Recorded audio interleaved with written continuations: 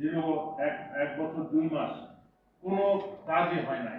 সশস্ত্র বাহিনী মাঠে আছে ম্যাজিস্ট্রেসি পাওয়ার নিয়ে, কিন্তু সমস্ত অপরাধীরা পুরনো 16 বছরের সরকারের সব অপরাধীরা নির্বিঘ্নে দেশ ত্যাগ করেছে, কাউকে তারা ধরে নেই। তারা আজকে এবং ওই পাথর দিয়ে যে মারছে তাকেও রক্ষা করতে পারে নাই, আইন শৃঙ্খলা পরিস্থিতি নিয়ন্ত্রণে আনতে পারে নাই। সুতরাং সার্বিক পরিস্থিতি কোনো অবস্থাতেই নির্বাচনের দিকে দেশকে নেওয়ার জন্য প্রস্তুত নাই বলে আমি মনে করি। এই বিষয়টাকে সবাইকে খেয়াল করতে হবে এবং আস্তে আস্তে যেভাবে আমরা ডাকসু নির্বাচন দেখলাম, আজকে 36 ঘন্টা পরে আমরা ডাকসুর রেজাল্ট মনে হয় 45 ঘন্টা পরে ডাকসুর রেজাল্ট পেলাম। আমি মনে করি ইলেকশনটাও যেটা অলরেডি প্রস্তাব হয়েছে, প্রত্যেক ডিভিশনে 3 থেকে 5 দিন ধরে ইলেকশন হতে হবে।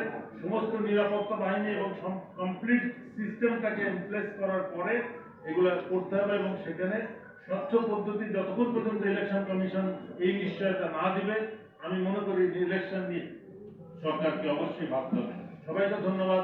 আসসালামু আলাইকুম।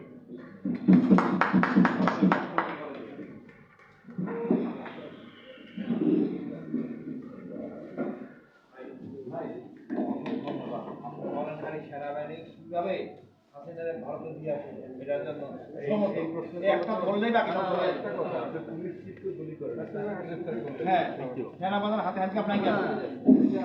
না না একটা কার্ড দেন, আপনার একটা কার্ড দেন, আপনার একটা কার্ড দেন।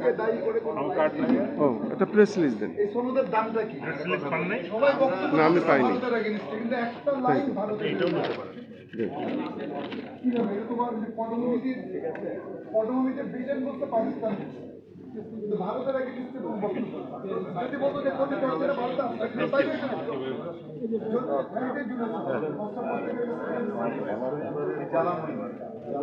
আসলে